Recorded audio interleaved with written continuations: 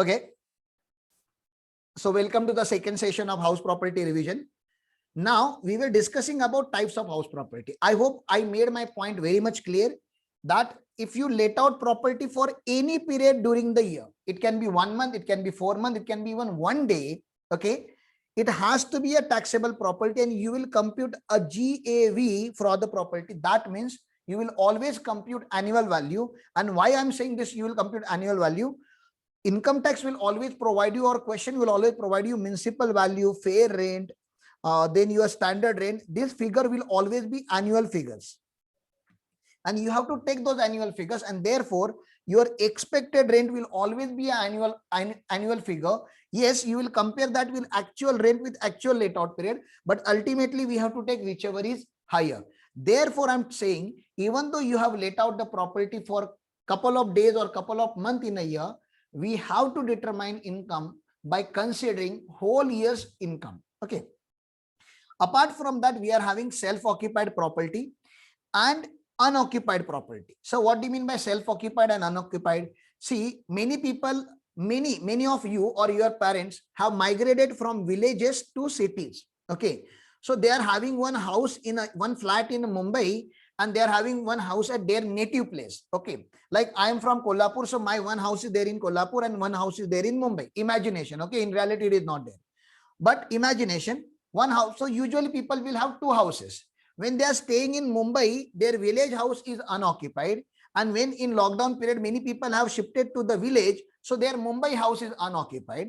But in both the houses, the control is in the hands of the owner. He is not giving these houses on let out. Just because he is not there for 2 months, that doesn't mean he has opened that particular property for let out. That property will still be his property because it will have his furniture, utensils, everything will be there. So one person can have two properties. This is the assumption of income tax department, and he should have only two properties for self-occupation. We call it SOP property, self-occupied property. A self-occupied property is a self-occupied property only if it was self-occupied throughout the year. That means for whole 12 months, if you occupy that property for self-occupation, we will call it SOP. So what is the benefit of having SOP? SOP is not taxable in the law. That's the beauty of it. SOP is not taxable in the law. Either you might be using SOP for your business. If you are using the SOP for business, definitely it is excluded from the charging section, not taxable under IFHP. And the law is saying value we will determine for the two SOPs, any two SOPs. So why any two? If somebody is having 5 houses, any two in this 5, maybe this one and this one. Okay, this one and this one, he can declare as the SOP. And once he declares two properties, any two properties of his choice as a SOP, the value will be determined. Net annual value will be determined. And according to section 23, the value has to be nil.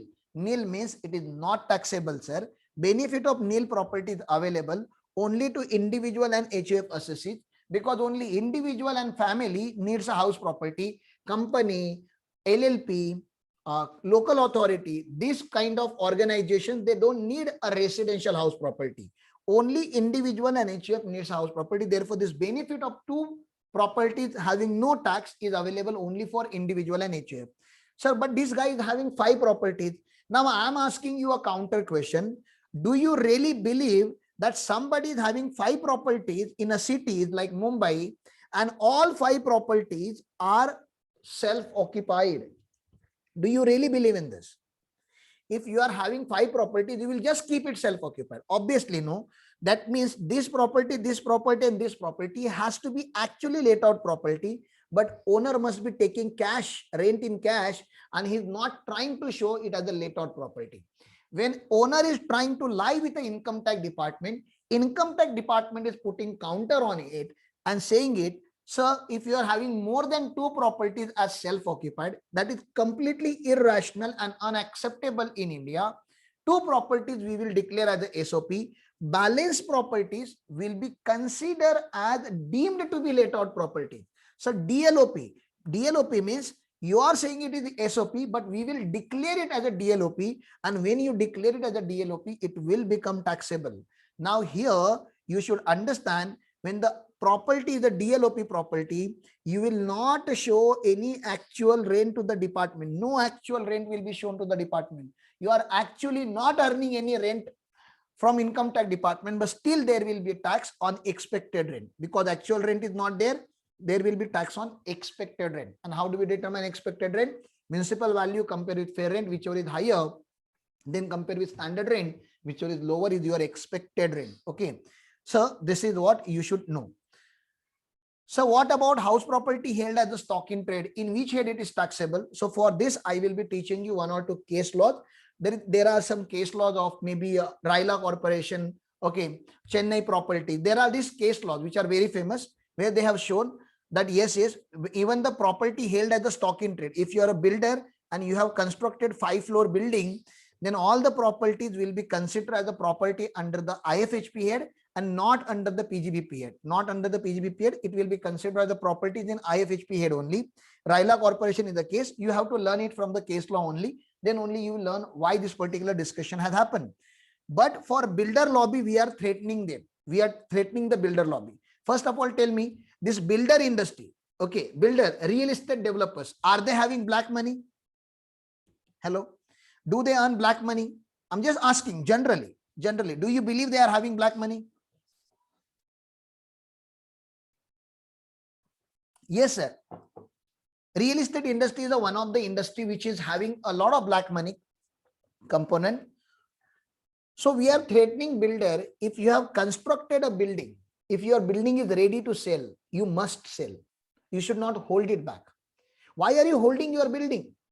There is a demand in the market. You have created a supply. Now execute the transaction and just hand over the property to the prospectus buyer. Why are you holding your property? So builder is saying, sir, in COVID time, there is a lot of slowdown in the industry. The prices are not, very good for my properties. We are saying, no, we are not going to learn anything from you. Just sell out your properties as soon as possible. If you don't sell your property within a period of 2 years from the end of the financial year in which completion certificate is obtained, meaning thereby if completion certificate is obtained anywhere between 2021, you are having 2 more years. Okay, that means before 31st March 2023, you have to sell your properties. If you do not sell your properties within a period of 2 years, then after the expiry of the 2 years, all these properties which are unsold will be considered as a DLOP and it will become taxable. Now, believe me, my dear friend, 2-year period is a very good period. Builder has to take initiative and he has to sell the properties. Otherwise, he will be liable for huge taxation in the deeming fiction. We will discuss the Raila Corporation case in detail when we reach to the case law section. Now let's talk about one small theory here, which talks about composite rent. So what do you mean by composite rent? Composite rent means rent of house property and other facility. Here you can see other facility means I have not only given you flat in a building, I also provide you lift facility, common security guard, common power backup. Whenever power goes on, we are having common generator for the whole building. So we have to charge rent for two things. One is for house property and one is for another for attributable for facilities. Now in this case, law says you have to split the rent. If I'm charging 30,000 rupees per month, you have to tell us that okay, 25,000 is for house property and 5,000 we are charging for facilities. Now whatever rent we are charging for house property will be taxable under the head IFHP, and whatever rent you are charging for the facility will be taxable either in the head PGBP or IFS, but definitely not IFHP. Okay. Now, sir, the law for other type of composite rent is little different. Okay, rent of house property plus other asset. Now somebody is giving you house property plus furniture. Okay, it is not facility. Somebody is giving you furnished accommodation. House property is also given and furniture is also given. Now here government is asking you, is it separable? Whether the rent is separable, somebody charging 50,000 rent. Is it separable into two components, rent for the house property and rent for the furniture? If it is separable, then you should tax only house property rent under the house property, and balance asset you should tax under the PGBP or IFOS head. If it is inseparable, if you are not able to separate this, then the whole rent will go to the PGBP or IFOS, but not IFHP. What should taxable under IFHP is IFHP. Okay. If HP, please understand, what should taxable under IFHP is the rent of HP, not of other facilities or other asset. Okay. Next one, sir, how do we compute this particular format? This format you must be very much aware of. Many questions you have solved.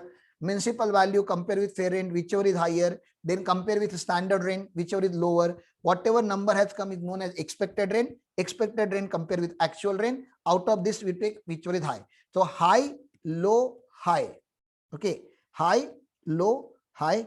These are the steps that we follow in computing the GAV. Once you are having GAV in your hand, municipal tax paid by owner, paid and by owner, two conditions. It has to be paid and it has to be by owner.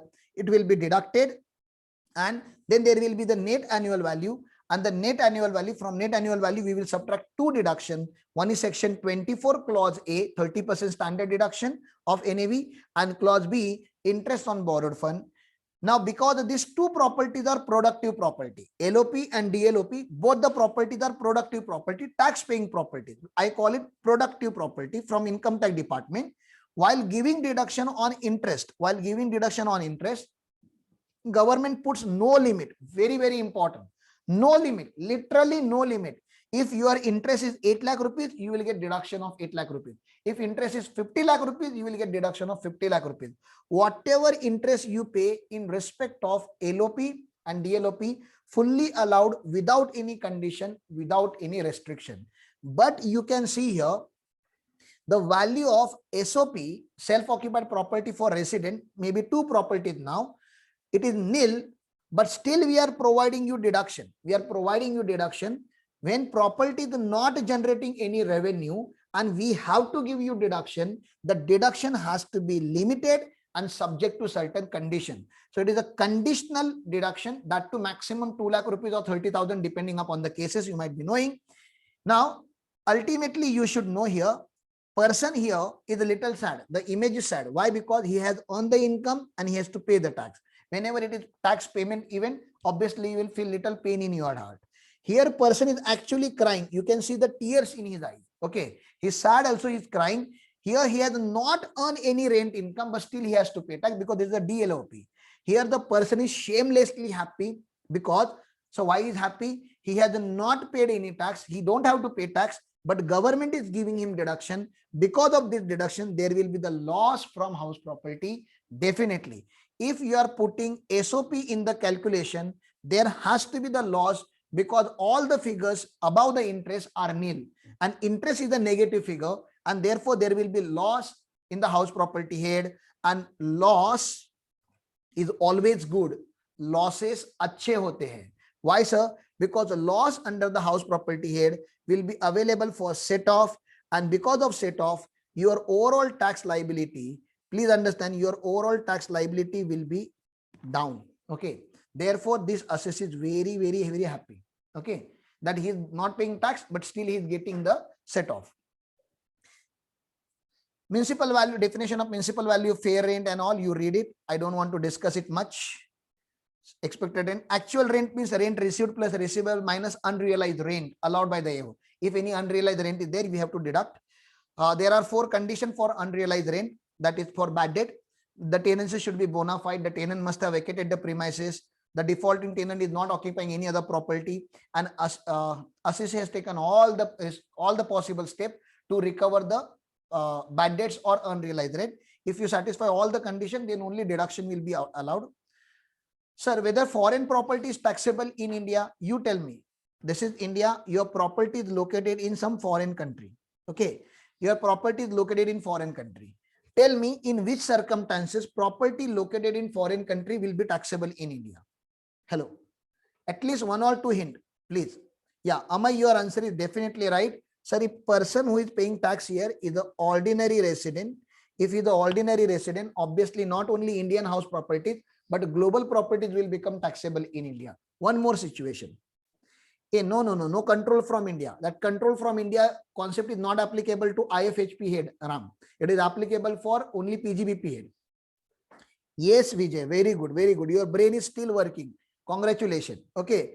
Only if this particular income is directly received in India. Okay. So there are two situations under which foreign property will become taxable in India. One thing for OR. OR, we don't have to check anything. If somebody is ordinary resident in India, even foreign property is taxable in India without any condition. Indian property is foreign property. But if assessee is NOR or NR, then taxable only if rent is directly received in India. And when foreign property is taxable in India, definitely municipal tax which is paid to the foreign government, that will also be allowed as a deduction. Okay. Municipal tax which is paid to the foreign government, which will be allowed as a deduction. And that case has been discussed in Venugopala Reddy, very old Madras High Court judgment. Then there is the concept of vacancy. Okay, if there is no vacancy, we take whichever is higher. If there is a vacancy, but still your actual rent is greater than expected rent, obviously then actual rent becomes taxable. If your actual rent is less than expected rent, then we have to check with vacancy period rent. If your actual rent plus vacancy rent is greater than expected rent, then you are a genuine assessor. The vacancy was genuine. Then the proportionate actual rent will be taxable. We will not take whichever is higher.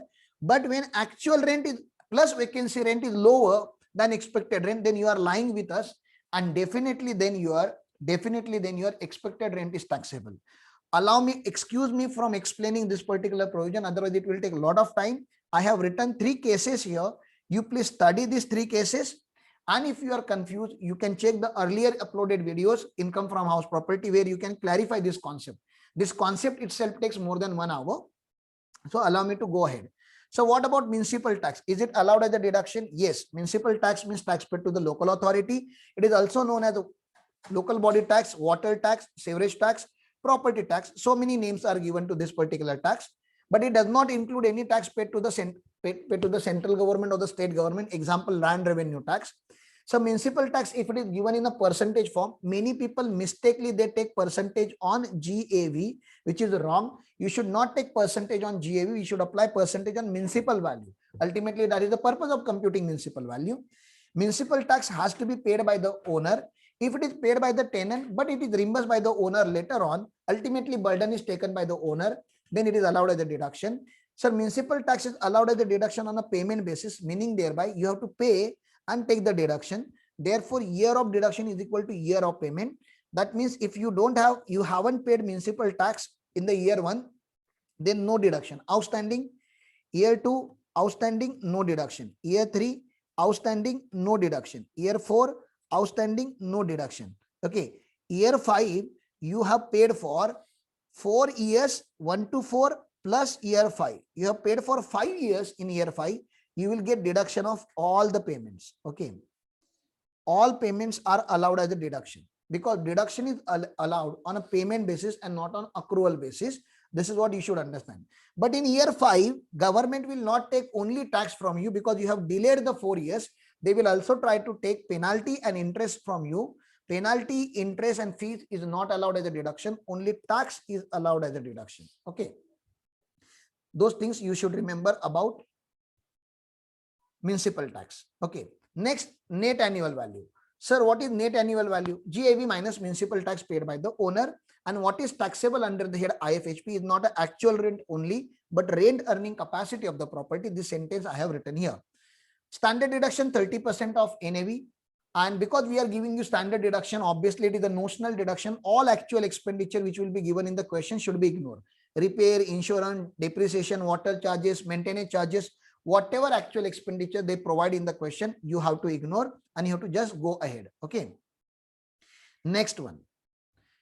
Sir, interest on borrowed fund. This is very, very, very important concept from your exam perspective. If it is LOP and DLOP, again, I'll tell you 5 times. If the property is LOP and DLOP, do not apply any limit. If property is LOP and DLOP, do not apply any limit. If property is a LOP and DLOP, do not apply any limit. If a property is a LOP and DLOP, do not apply any limit. I'm finally requesting and begging all of you, if property is a LOP and DLOP, do not apply any limit. limits are applicable whenever the property is SOPR. Okay, I'm saying this again and again because I have seen people in exam putting 2 lakh rupees limit even on the property which is let out. That is absolutely wrong. The limit is only for SOP, actual interest, or 2 lakh rupees or 30,000, whichever is lower. Sir, when 2 lakh rupees, if you satisfy 4 conditions, then 2 lakh rupees. If you do not satisfy 4 conditions, then by default it is 30,000. To get the benefit of 2 lakh rupees, you have to satisfy three conditions. The loan has to be for acquisition and construction. That means it should not be for repair or renovation.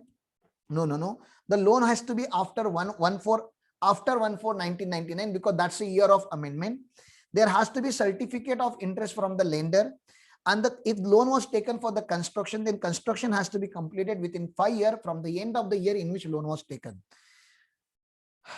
Okay. Sir, application of loan is more important, not source of the loan. You should apply the loan for the purpose of house property, then only deduction will be given. You can purchase the house property, you can construct the house property, you can renovate the house property, you can repair the house property. Only thing is that in case of first two, you can take 2 lakh rupee deduction. In case of next two, you can take 30,000 deduction. But if you have mortgage your property for your daughter's marriage, you will not get the deduction. Okay. Then year of deduction is year of accrual. Deduction of interest is available on accrual basis, not on payment basis. Therefore, even if the interest is outstanding, you will get the deduction. Is completely opposite to municipal tax. Okay. Sir, here also deduction is given only for interest, not for late fees, penalties, interest on interest. That is penal interest. Deduction is only for pure interest. Sir, what about pre-construction interest? If you have taken here whole example is given. If you have taken the loan for construction of the property and when your property was under construction, it was not completed, we cannot call it house property. We can call it house property only from the year when construction is completed, and therefore technically you should get deduction only from current year onwards when the property is into existence. When property was under construction, you don't deserve to ask any deduction, but government says no, we have to give deduction even for pre-construction period. But whatever interest you have paid in the pre-construction period is called as a deferred revenue expenditure. And I don't want to give you deduction in one shot. We will give deduction over the period of 5 years. Therefore, in current year, you can maximum take 1/5 of the pre-construction interest, not more than that. So what we have to do technically in this year, we have to check current year interest plus 1/5 of the pre-construction interest. That is the total interest. If property is the LOP and DLOP, I'm telling you again, do not apply any limit or condition. But if the property is the SOPR, then we have to check actual interest or maximum limit, whichever is lower. That's the concept of pre-construction interest. Sir, what if in exam partly SOP and partly LOP comes? Give me 2-minute break.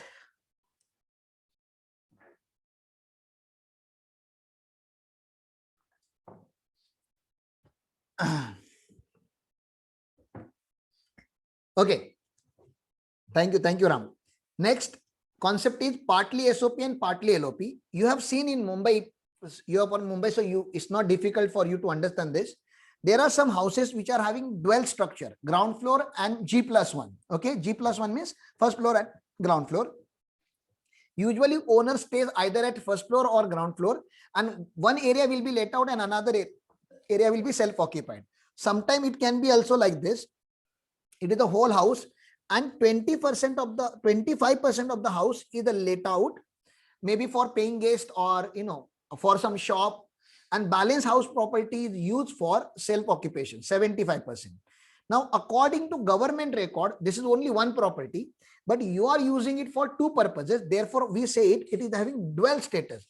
This property is having dual status, okay, not single status. And therefore, whatever data they give you in examination, we have to divide that data based on the area or the ratio provided in the question. Municipal value, expected rent, standard rent, and municipal tax will be for whole house. We have to divide it by using LOP proportion and SOP proportion. Now, one mistake that student makes in examination, if I say municipal value of this particular house is 1 lakh rupees, what they do, they write, and in this case, you can see 25% is SOP, 25% LOP. They write 25,000 in the column of LOP and mistakenly they write 75,000 in the column of SOP. Do not do that. See, SOP column is not supposed to have any number other than interest. All the numbers should be nil, and therefore you should compute only proportion for let out column, not for LOP column. Actual rent given in the exam, please understand, actual rent given in the exam, do not divide. Please do not divide, because actual rent is not for the whole portion. Actual rent is given only for let out portion. Please understand. Okay. Interest on loan, definitely, because whole house, you must have constructed whole house. So we have to divide that particular whole interest into two components, LOP proportion and SOP proportion. Whatever amounts comes in LOP proportion, fully allowed unconditionally. Whatever amount goes for SOP proportion, we have to check with maximum limit of 2 lakh rupees or 30,000 rupees, whichever is lower. Sir, this concept 11 I have already taken care of initially only. If property is let out for part of the year and self-occupied for the remaining part of the year, we do not give the dual status. This particular property is having single status, and that is the status of LOP. Please understand, the status of LOP, and whole GAV is taxable, because the definition of LOP says LOP for any period during the year. So concept number 11 was done. Sir, sometime what happens, Ram Patil sold property to George. Please understand, Ram Patil sold property to George on 31st December. So for 10 months, Ram Patil was the owner. For 2 months, Mr. George is the owner. Okay. Now it will be very much harsh if I also pay tax on GAV and Mr. George also pay tax on GAV. This will be very harsh and completely irrational. Therefore, government have said, in case of sale and purchase of the property, Ram Patil will pay tax only on 10 months and George will pay tax only on 2 months. So this is how the proportion will be available only in case of purchase or construction and sale of the house property. Deemed to be let out property, we have already discussed. You can directly solve the questions on that. Whenever payer means person who is there in India, is making payment outside India or making interest payment to non-resident. Now this non-resident is earning interest from India according to section 9(1), which is section deemed to be income deemed to be received in India. Any non-resident who is earning interest from India for the loan utilized in India is taxable in India. So this NR is non-resident is responsible to pay tax in India. We know that it is very difficult to recover tax from outside India. So we have informed our payer who is located in India, before paying any money to non-resident, please deduct his whole amount of tax as a TDS, tax deducted at source. If you do not deduct this, then we will not give you any deduction under section 24. So 25 says, if you do not deduct TDS or there is no arrangement to pay tax or recover tax from this non-resident, then we have to make you assess in default and we will not allow you deduction. More about TDS provision you will learn in TDS chapter and PGBP chapter. Okay. So recovery of unrealized rent. It is like recovery of bad debt or recovery of the arrears of rent when owner and tenant fights and matter goes to the court. So sometimes you get arrears of rent in the current year, sometimes you get unrealized rent, recovery of the bad debt. So please understand, recovery of the bad debt is kind of deemed section. It's a deemed charging section of the house property head, because it is not a rent of the previous year. The property may not be in existence in the current year, but still the recovery is taxable if it was allowed as a deduction. Only thing you should remember now, whenever unrealized rent and arrears of rent becomes taxable, you have to provide 30% standard deduction and then only net income is taxable. So what do you mean by co-ownership? Co means more than one. In mathematics, co means X and Y, maybe two. But in law, in income tax law, co means more than one, maybe two, maybe husband and wife. If these two people have purchased the property jointly, they are repaying the loan jointly, then we have to give benefit to both of the assessees, husband and wife, separately. So 2 lakh rupees interest deduction, which is available for the assessee, it is not per property. The 2 lakh rupees deduction for SOP is per co-owner. Very important concept. It is per co-owner. The deduction which is given there is per co-owner, and this is what you should remember. For that, your percentage of ownership has to be defined. If your percentage of ownership is not defined in your agreement, then we will consider this as what you say, AOP and BOI, and it will be taxable in the hands of AOP. But that is a different concept altogether. Ignore that concept. Under the house property head, you should learn the tax planning. What is the tax planning? You can purchase the property on co-ownership and both the owner will get benefit of 2 lakh rupees standard deduction. The most important amendment which has happened in FA 20 now is the alternative tax regime. If alternative tax regime is adopted by the assessee, which is section 115 BAC, a concessional tax rate mechanism, then interest on loan in respect of self-occupied property under section 24B shall not be allowed if individual has opted for concessional tax rate under 115 BAC. The most important amendment. Not only that, you cannot take set off of loss of house property. You cannot take set off under any other head. Okay. This is the second amendment. So these are the two amendments you should remember. SOP benefit is not available under alternative tax regime 115 BAC, and loss from house property cannot be set off against any other head. Like in normal cases, we can set off against salary, PGBP, capital gain, but under the head, under the alternative tax regime 115 BAC, you can set off HP loss only in HP, not against any other head. So this is the end of the discussion now. If you are having any doubt, then please ask. Otherwise, we will conclude the lecture.